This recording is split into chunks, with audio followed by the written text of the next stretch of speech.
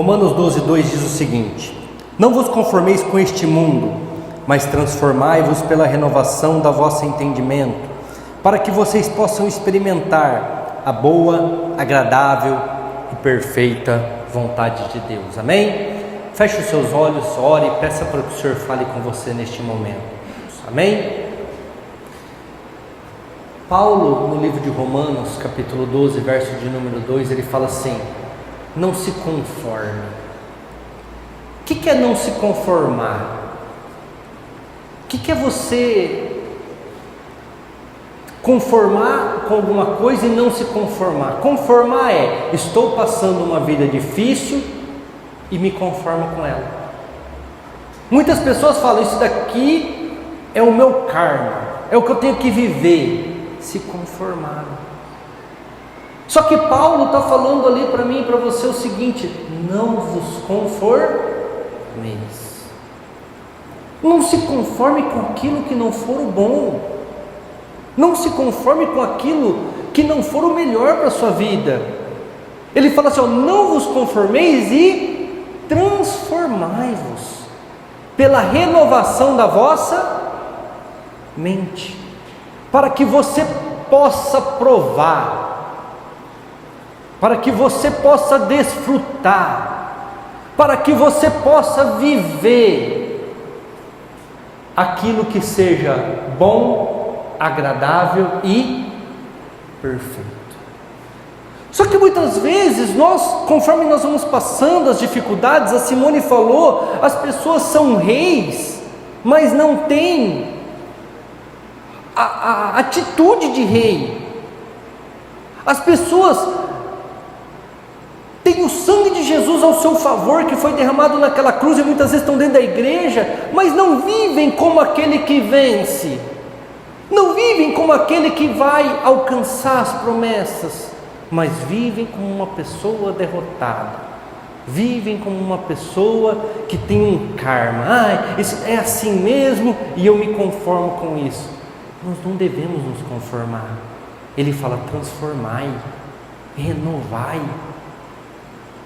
Acredita que aquilo não é para você e que é passageiro e você vai vencer. Eu gosto muito de um texto que está lá em Hebreus, capítulo 10, verso de número 9. Abra comigo aí, Hebreus 10, 9, que diz o seguinte: então disse: eis aqui venho, para fazer, ó Deus, a tua vontade. Tira o primeiro e estabelece o segundo. Eis que eu venho aqui. Quantas vezes nós estamos na igreja? Vocês vieram na igreja, e todas as vezes que você vem na igreja, todas as vezes que você toma a atitude de ir até Deus, essa tem que ser a sua colocação: faz a tua vontade, ó Deus. E a vontade de Deus é boa, agradável e perfeita. Se você não está vivendo isso, não é de Deus. Se você não está vivendo essa situação, é porque é o inimigo que está agindo, não é de Deus. Nós precisamos fazer como esse escritor, que a gente não sabe muito bem quem é, acredito que é Paulo, mas ele fala: tira o primeiro e estabelece o segundo. Querendo ou não, sabe o que ele está querendo dizer aqui? Tira a vontade da carne e que eu possa viver a vontade do Espírito. Não é o que ele está falando ali? Fazer a tua vontade. Amados, muitas vezes nós sofremos porque nós deixamos o nosso eu agir, o nosso egocentrismo, o nosso egoísmo, aquilo que nós achamos que tem que ser e como tem que ser, a nossa ganância. Aí nós sofremos. Nós sabemos qual é a vontade de Deus, mas nós não temos a atitude de falar assim: transforma. A gente vem para a igreja, mas não se deixa ser mudado. Sai do portão para fora, continua a mesma coisa. continua na mesma situação. Outra coisa, pessoas mesquinhas, que não vão fluir, não vão para frente, não vão alcançar. Tudo por quê? Porque continuam fazendo a vontade do primeiro. Daqui a pouco eu vou até fazer uma analogia para vocês entre o primeiro Adão e o segundo Adão. Aí, se você for um pouquinho para frente, em Tiago capítulo 1, no versículo 12, você vai ler o seguinte: bem-aventurado o homem que sofre a tentação, porque quando ele for provado, receberá a coroa da vida, a qual o Senhor tem prometido aos que o amam. Bem-aventurado o homem que é provado, porque se ele vence a provação, ele alcança. Vamos continuar lendo. Ninguém sendo tentado, diga: de Deus eu sou tentado, porque Deus não pode ser tentado pelo mal, e a ninguém tenta. Pastor, mas se não é Deus que está tentando eu, como que depois que eu passar pela tentação eu vou ser aprovado? Cada um é tentado quando atraído e envolvido pelos seus próprios desejos. Às vezes ali em cima vai estar concupiscência, desejos. É Deus que te tenta? Não, os seus desejos. É Deus que te tenta? Não, as suas vontades. É Deus que te tenta? Não, é o teu querer. É aquilo que você quer. É você que está agindo. E Deus só está observando e falando assim: eu quero ver como que cada um vai se sair nessa tentação. Se você parar para ler o livro de Jó, já cansei de dar esses exemplos aqui, você vai ver que ele foi tentado naquilo que ele mais tinha medo. Qual que era o maior medo de Jó? Ficar pobre. E aí o diabo foi, percebeu esse medo e tentou ele em cima desse medo. E Deus permitiu, mas Deus não teve nada a ver com a tentação. Não foi ele que tentou, ele foi tentado naquilo que ele temia. Tanto é que no final do capítulo de Jó, ele fala: aquilo que eu mais temia me sobreveio. Só que ele, na hora que ele foi tentado, ele venceu. O que nós lemos no primeiro versículo, no 12? Tende por grande gozo quando passares por várias tentações, porque depois de ser tentado, você é aprovado. E Jó foi aprovado. Só que nós somos tentados não por Deus, mas pelas nossas vontades, pelos nossos desejos. E Deus permite a tentação para saber se nós vamos passar na prova ou não. Aí ele continua: depois de haver o desejo concebido, lá em cima da concupiscência, dá a luz ao pecado, e o pecado sendo consumado gera a morte. Muitas vezes as pessoas não têm vivido a boa, agradável e perfeita vontade de Deus, porque eles têm vivido a boa, agradável e desejável vontade, mas não de Deus, porque a vontade de Deus ela é perfeita. Eu quero mostrar isso para vocês na Bíblia, para vocês entenderem e eu conseguir esboçar bem isso para vocês. Abra comigo em Gênesis capítulo 3. Gênesis capítulo 3. Se você ler 1 Coríntios 15, a Bíblia fala que o primeiro Adão pecou e o segundo Adão não pecou. Eu vou explicar de uma forma rápida para que nós lermos os textos nós entendermos. O primeiro Adão tinha uma ordem, que era não comer do fruto da árvore proibida. No entanto, ele e a mulher comeram. Porque eu vou ler ali, vocês vão entender. Eles foram tentados na sua vontade, no seu desejo e caíram. O segundo Adão, que é considerado Jesus Cristo, esse não pecou, sim ou não? Sim ou não? A Bíblia fala que ele foi para a cruz sem pecado. Ele não pecou. Aí você pode falar, pastor, mas ele não tinha desejos. Como não?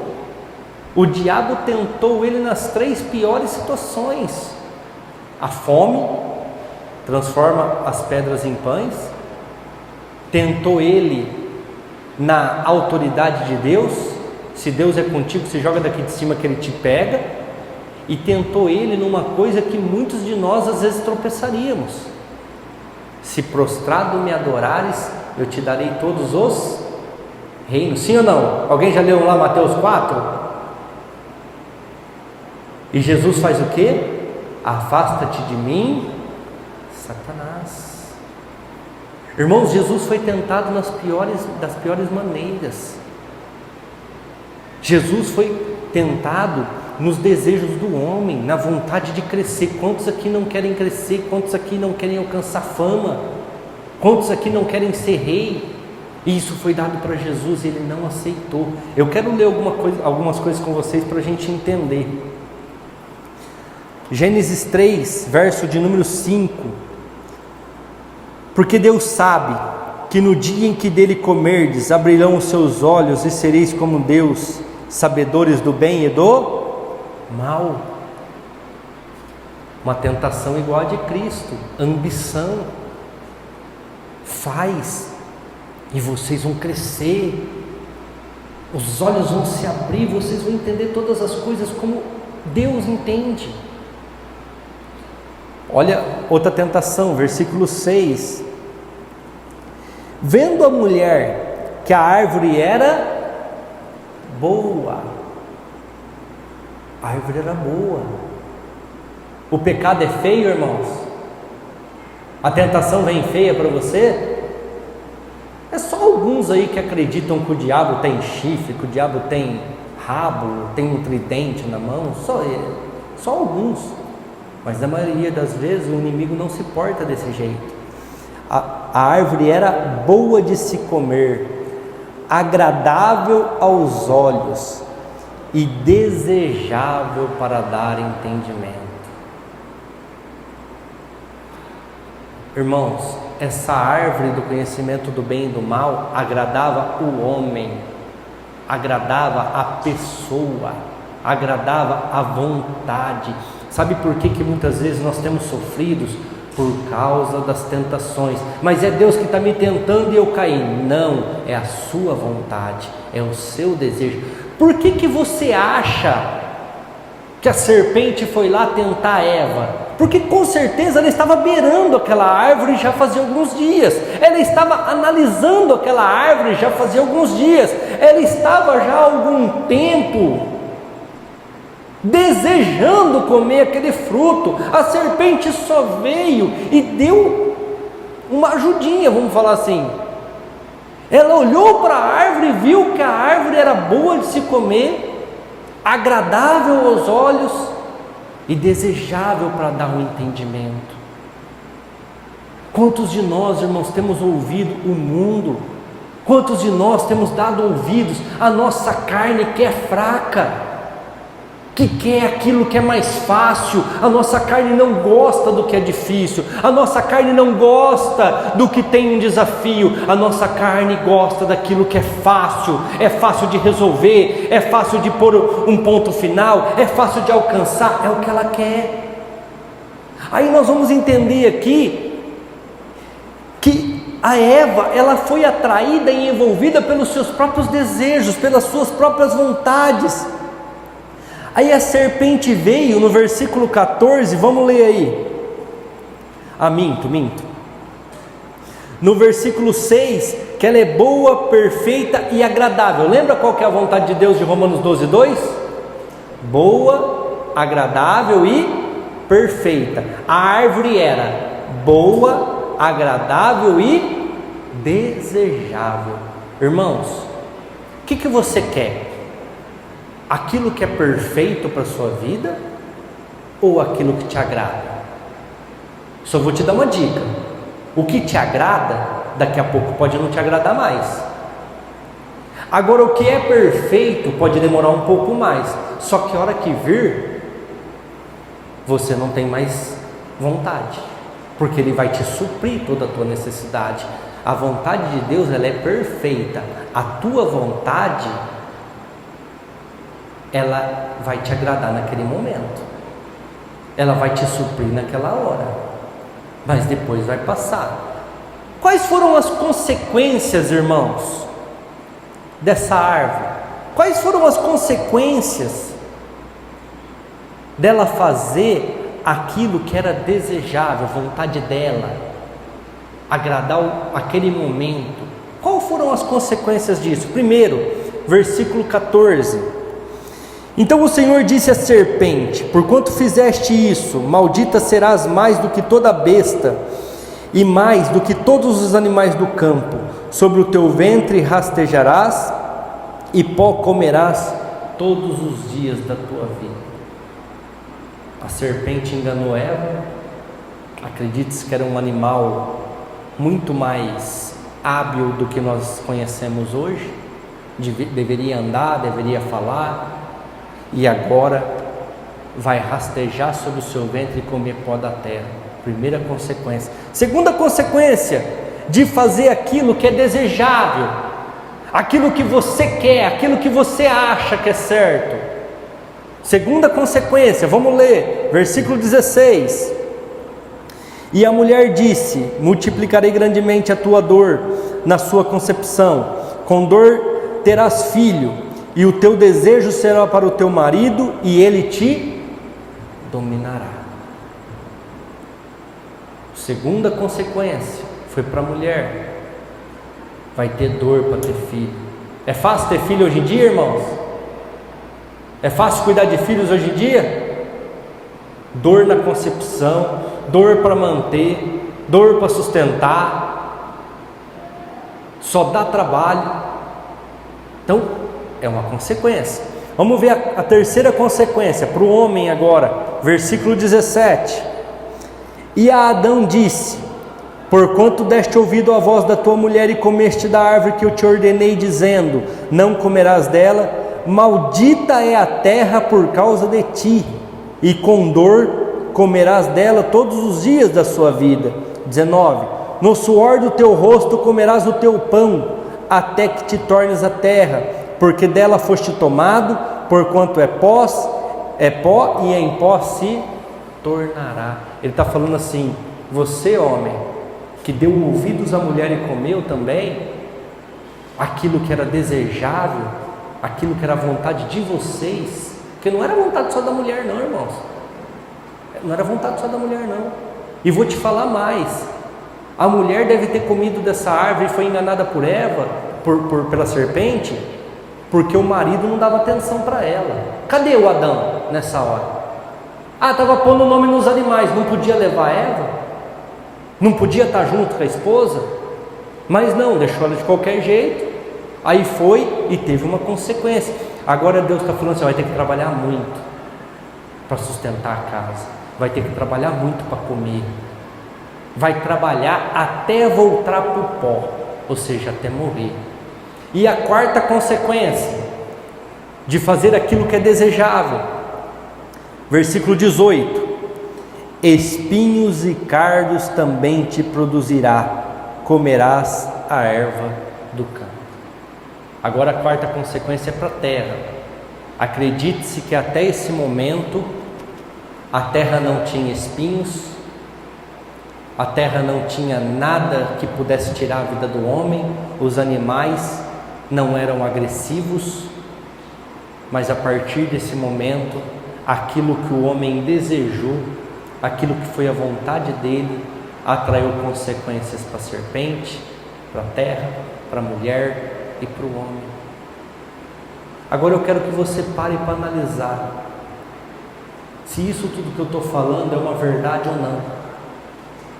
Todas as coisas que vocês desejaram, que foi vontade da carne, sua vontade, seu desejo, trouxe consequências pesadas para você, sim ou não? Trouxe dificuldades para você, sim ou não?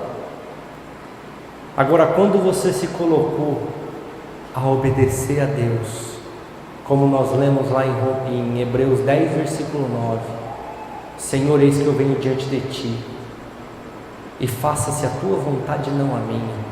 Tira o primeiro, estabelece o segundo.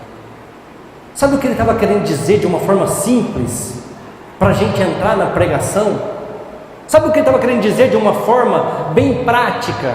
Senhor, tira a vontade da minha carne, os meus desejos, que só me levam para lugares difíceis e para consequências complicadas, e que eu possa a partir de agora andar diante da tua presença em espírito e em verdade. Ou seja, eu não quero mais fazer a minha vontade, eu não quero mais satisfazer os meus desejos, eu não quero mais viver para satisfazer a vontade da minha carne, mas a partir de agora eu quero olhar para o céu e eu quero fazer aquilo que for a vontade do Senhor, aquilo que for a tua vontade, porque eu quero viver aquilo que é perfeito. Então ele está falando: tira a carne, tira o primeiro Adão, o que pecou, o que errou, e estabelece o segundo, que é Jesus Cristo. Tira a alma vivificante que foi Adão, porque a partir do momento que ele pecou, ele começou a viver com um corpo pecador, com uma alma que deseja, e estabelece o segundo, que é um espírito vivificante, que é Cristo,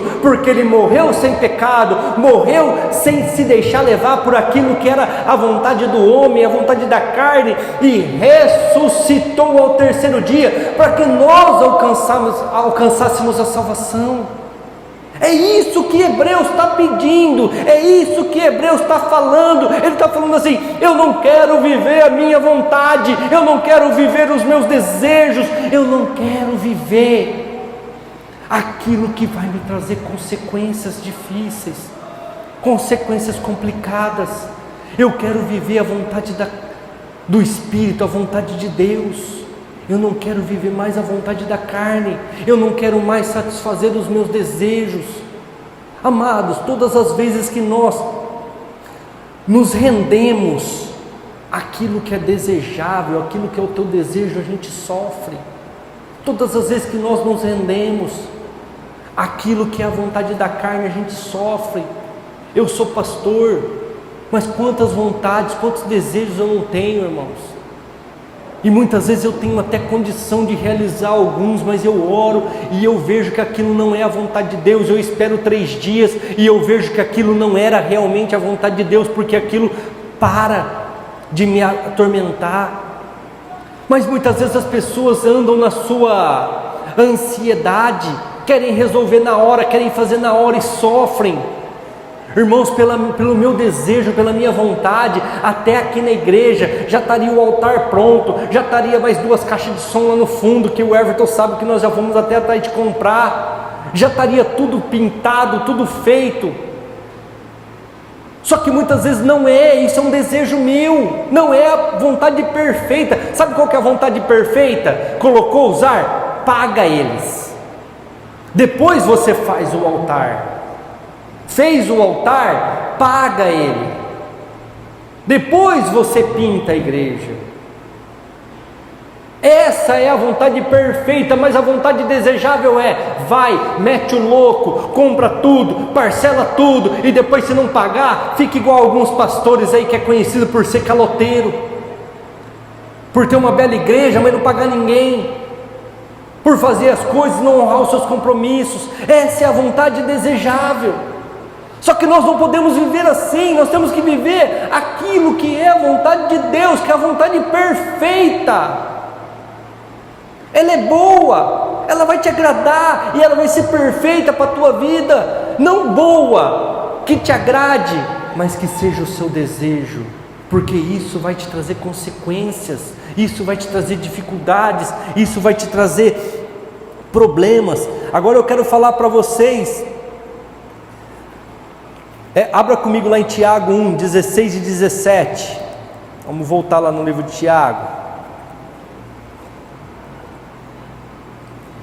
A vontade perfeita. Tiago 1, 16 e 17.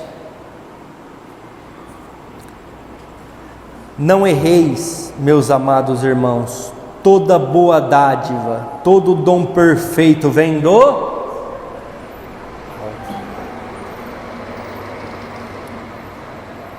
Não tem como errar. Tudo aquilo que é bom e perfeito vem do alto. Aí ele continua: desce do Pai das luzes, em quem não há mudança nem sombra de variação. Se você ler um pouquinho para cima, é o texto que nós lemos agora há pouco. Quando você é tentado pelas suas próprias vontades, pelos seus próprios desejos, ele está falando, mas só que quando vem do Pai, não te traz problema, não te traz dificuldades, muito pelo contrário, vai te agregar, vai te acrescentar. Mateus 26, 39 também, vamos ler Mateus 26, 39.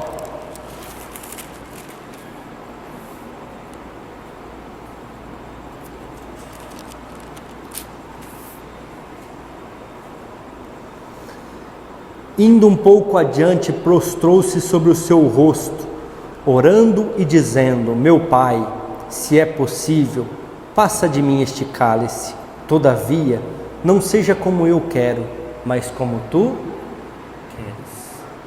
Qual que era o desejo de Jesus? Morrer numa cruz? Sim ou não? Não, não era o desejo dele, não era a vontade dele.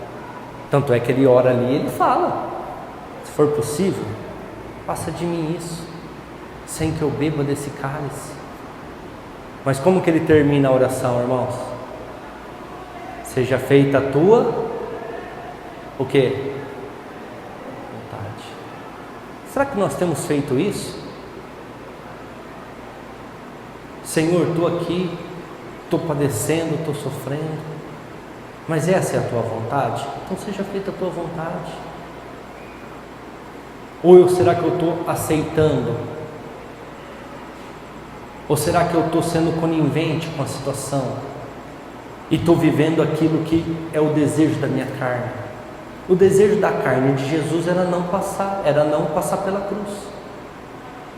Mas ele venceu a sua vontade.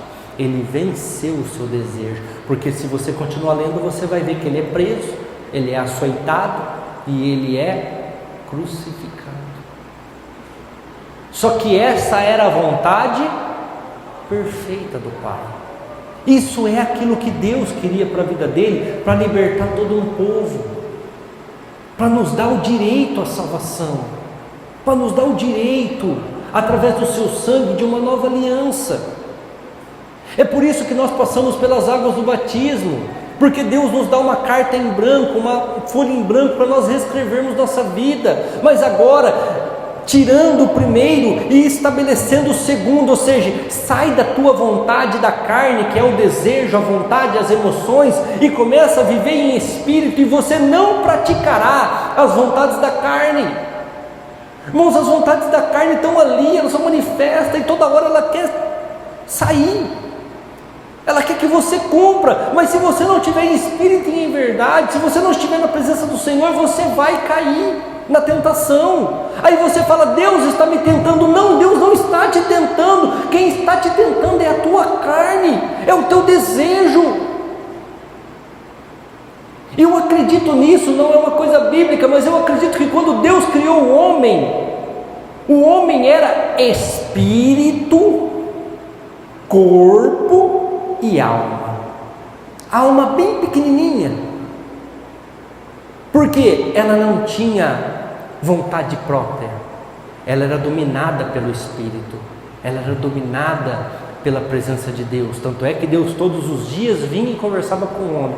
A partir do pecado, o homem hoje é constituído de corpo, alma e espírito. O espírito diminuiu, a alma e o corpo fizeram uma aliança, e hoje o seu desejo, a sua vontade, as suas emoções são postas para fora através do corpo. Hoje o teu espírito, se você não tomar cuidado, ele está pequenininho, e você está sendo conduzido pela alma, você está sendo conduzido pelas suas vontades, pelos seus desejos. E se você ler o final do livro de Ezequiel, você vai ver que o corpo volta para a terra que o deu, o espírito volta para Deus que soprou nas suas narinas para que você gerasse, e a alma é o que você tem que salvar, que é as suas vontades. Elas estão agora diante de Deus em espírito ou diante da carne, fazendo aquilo que é o desejo? Como que ela está? Nós precisamos entender tudo isso para saber como lidar com o corpo, como lidar com a mente.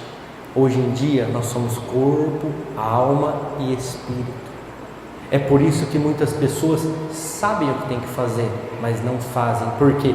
Porque o espírito está diminuído. Mas o que Paulo falou lá em Romanos 12:2?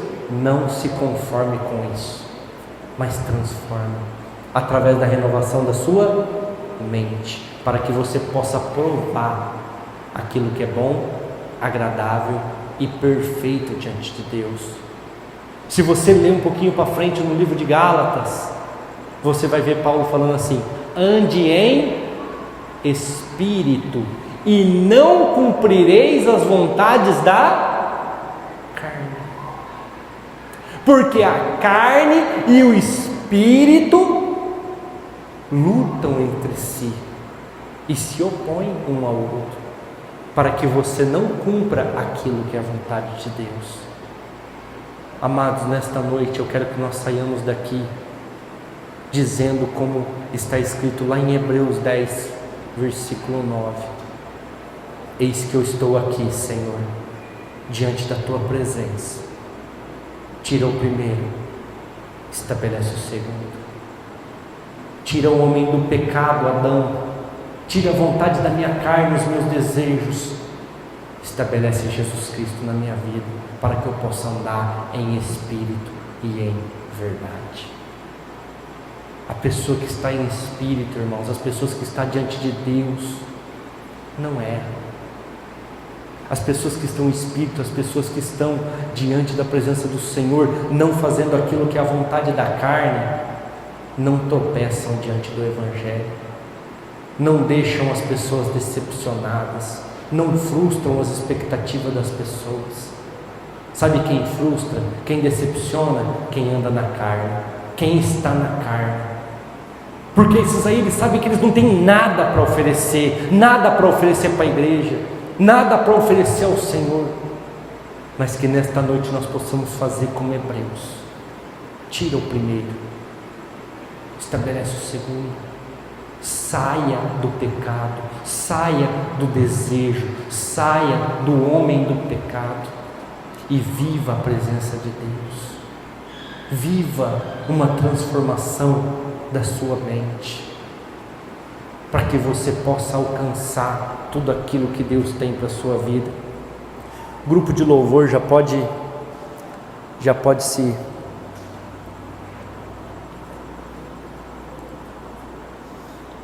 colocar no lugar.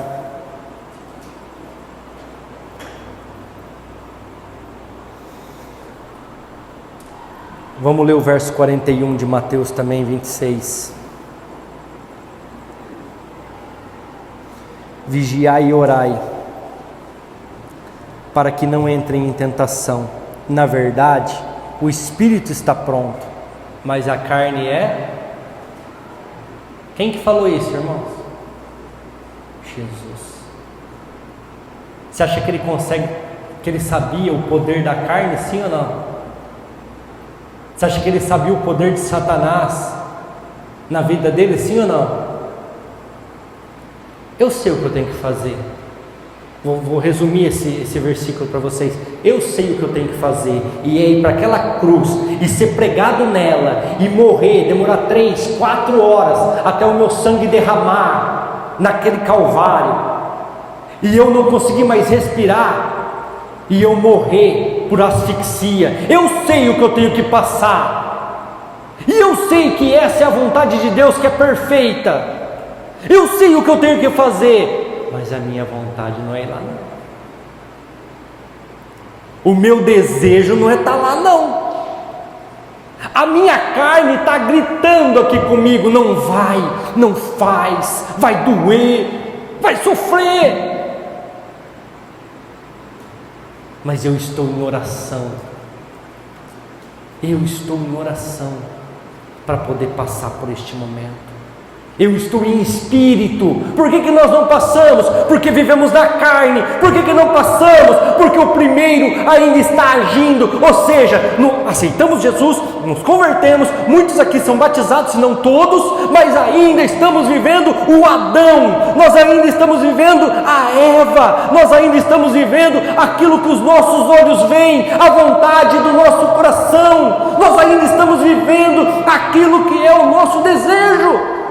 E Deus está falando nesta noite: para de viver a tua vontade, já te deu muitas consequências negativas, já te trouxe muitos problemas, e vou te falar mais, já tem um monte de exemplo ao seu redor, que te mostra que vai dar pau, vai dar errado, mas nós ainda queremos viver o primeiro, nós ainda queremos viver. Irmãos, eu sempre disse aqui, e sempre vou bater nessa tecla: a igreja hoje não tem arrependimento, a igreja hoje não sabe o que é uma conversão. Ela vem, ela senta, ela escuta, mas sai daqui e a mesma coisa, faz as mesmas burradas. Só que vai chegar uma hora do julgamento, e eu não quero ser o pastor que não avisou, eu não quero ser o pastor que não falou. E se alguém aqui tiver a cara de pau de falar para Jesus: eu não sabia, ele vai pôr uma tela de 65 polegadas Full HD para você e vai por esse culto. Você sabia? Mas o ser humano é complicado. O ser humano, alguém sempre está errado. Ontem a Rafaela, numa festa de casamento que a gente estava, uma criança estava juntando algumas coisas que estavam no chão, aquelas pétalas que joga, pondo num copinho, e a Rafaela estava brincando com ela há bastante tempo. A Rafaela chegou e bateu no copo, aquilo voou na cara da menina, caiu no chão. A Simone foi, puxou a orelha dela, ficou brava com ela. A hora que nós entramos no carro, sabe o que ela falou para Simone? Por que você me bateu? A Simone falou: porque você bateu no copo. Mas você não me ensinou que eu não podia bater no copo. Olha só. Eu falei: eu não sei se eu dou risada ou se eu arrebento ela. Só que, irmãos, essa é a realidade do povo. É uma criança, mas não corrige ela para você ver como é que vai ser daqui a uns tempos. Eu estou triste, mãe, porque eu apanhei, porque você não me ensinou que eu não podia bater no copo da menina. Você não me falou que eu não podia bater no copo. As pessoas estão assim. Só que será que diante de Deus dá para falar isso? Amados, a igreja está aqui, a palavra está na sua mão. Hoje em dia nem é Bíblia mais, né? Hoje em dia é celular, mas está na sua mão, no seu bolso.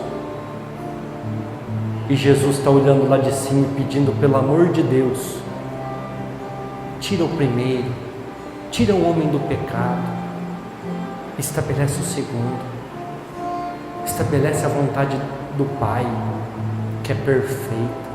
Às vezes não é do jeito que você deseja, às vezes não te agrada aos olhos. A cruz não agradou os olhos de Cristo. Saber que Ele ia morrer crucificado não era o desejo dele, mas hoje nós sabemos que foi perfeito, porque ao terceiro dia Ele ressuscitou. Coloca para mim Gênesis 3,15. Nós lemos vários versículos de Gênesis, que é a consequência, as consequências do pecado de Adão e Eva. Só que agora eu quero pôr uma consequência de um acerto. Por inimizade entre ti e a mulher, ele está falando com a serpente. A tua semente e a sua semente, este te ferirá a cabeça, e tu lhe ferirás o calcanhar. Quando ele, antes de dar as consequências do homem, aqui já tinha dado a consequência da serpente, que foi o 14, do homem, da mulher e da terra veio depois desse versículo. Mas ele fala assim: vai nascer um cara, vai nascer uma pessoa da mulher que você enganou, e ele vai ser teu inimigo direto. Você vai conseguir pendurar ele num madeiro e crucificar e tirar a vida dele, mas isso vai ferir o calcanhar, porque ao terceiro dia ele vai ressuscitar, vai te pisar a cabeça e devolver toda a autoridade para os homens, devolver toda a autoridade para as pessoas através do seu sangue. O diabo não entendeu naquela hora, ninguém entendeu o que ele estava falando, mas hoje nós sabemos que o segundo venceu. O primeiro Adão pecou, mas o segundo venceu. E onde você está nesta noite, irmãos? No primeiro ou no segundo? Vai com isso para casa nessa noite. Onde eu estou? No primeiro ou no segundo? Eu estou fazendo aquilo que é bom para os meus olhos, aquilo que eu vejo que é bom? Ou eu estou fazendo aquilo que é a vontade de Deus, que às vezes para os meus olhos não é bom, mas é perfeito, é o que é certo? Como que eu estou? Não sei como você está, irmãos. Eu só sei de uma coisa: todas as consequências do pecado de Adão recaíram sobre nós. Só que Deus nos deu a oportunidade, através de Jesus Cristo, de mudar os nossos pensamentos, de mudar as nossas vontades e alcançar aquilo que é perfeito. O Antigo Testamento inteirinho queria isso. O Antigo Testamento inteirinho buscou isso. Todos os homens do Antigo Testamento deslumbraram por ver o que nós temos de graça e não viram, morreram sem ver. Mas eu e você tem a oportunidade de saber que Cristo venceu e Ele quer dar a vitória para você. E é tão simples, irmãos. É só você entender. Para de viver aquilo que te agrada. Para de viver aquilo que é o teu desejo. Começa a viver a vontade do teu Pai que está no céu. Tira o primeiro, estabelece o segundo, e você vai ver como tudo vai dar certo, como tudo na tua vida vai dar certo, como tudo vai acontecer. Se coloque de pé nessa hora. Efésios capítulo 1, verso de número 7. Paulo escreve essa carta para os Éfesos, e ele escreve o seguinte no versículo 7: nós temos a redenção pelo seu sangue, a remissão dos pecados, segundo a riqueza da sua graça. Ele começa a esboçar tudo isso que eu falei para vocês, mas eu quero ler o final.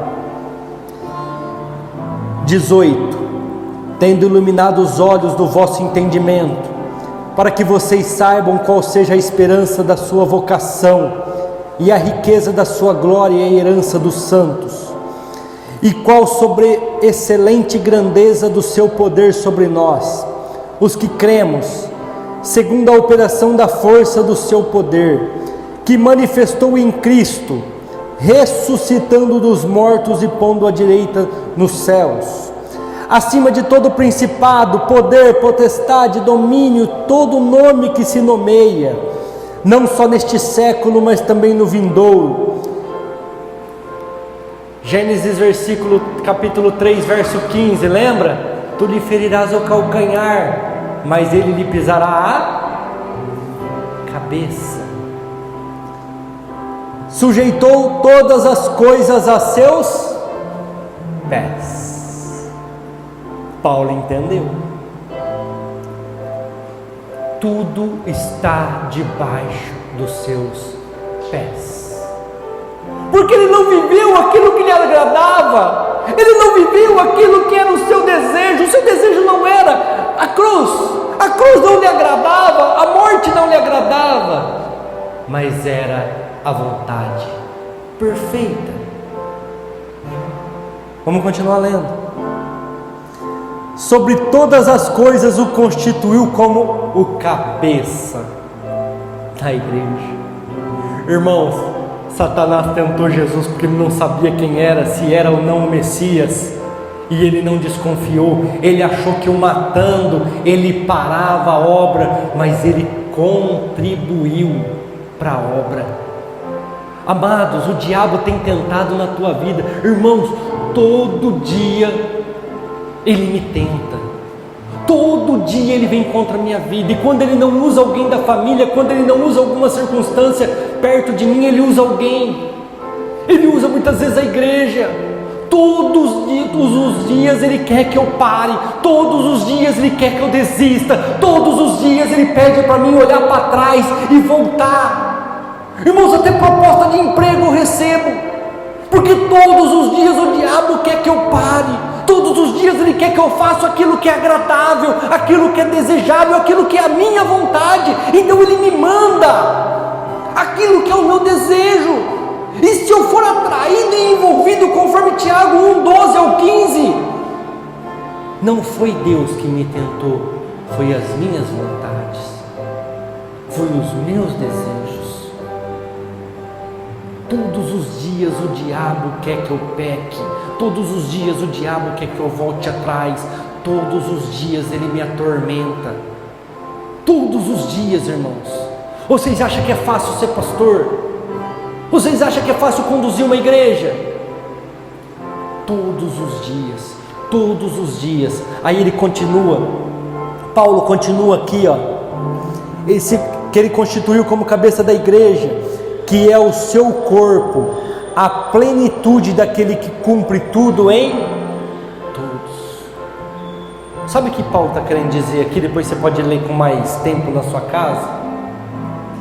A mesma força que foi necessária, entenda bem, entenda o que eu estou falando, depois você cata ali e lê tudo ali que você vai entender, porque Paulo falou muito claro isso. Às vezes nós não entendemos a palavra de Deus. Ele fala assim: a mesma força que precisou ser empenhada para tirar Jesus lá do reino das trevas e trazer ele de volta para a terra, o ressuscitando dos mortos, é a mesma força que, se você crê nesta noite, ele vai empenhar para te libertar, para te restaurar, para te cumprir os teus sonhos e para fazer você vencer. Ele está falando ali: eu entendi que quando Jesus venceu naquela cruz, ressuscitando dos mortos, aquela força que foi empenhada para livrar ele do reino das trevas da morte, é a mesma força que ele vai operar hoje na igreja para colocar Satanás debaixo dos seus pés. E ele te deu esta autoridade, ele deu esta autoridade para esta igreja, ele deu esta autoridade na minha vida. E declare assim comigo, bata na sua cabeça e fala assim: eu tenho essa autoridade, e a mesma força que ressuscitou Jesus Cristo de dentre os mortos vai operar na minha vida, na minha casa, na minha família, na minha vida profissional, na minha vida empresarial, na minha vida conjugal, vai operar na minha vida financeira, e eu vou ser próspero em nome de Jesus. É a mesma força que pisou a cabeça de Satanás, irmãos.